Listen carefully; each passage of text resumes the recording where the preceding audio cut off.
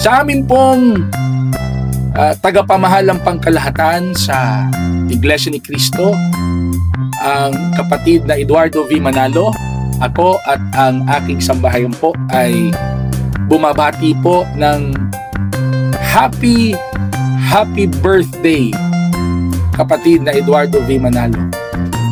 Ako bilang may tungkulin sa iglesia, ikaw po ang aming inspirasyon at mentor sa pagdadala ng banal na tungkulin at sa pangangasiwa, sa pag-aalaga, sa pagmamahal at pagmamalasakit sa iglesia.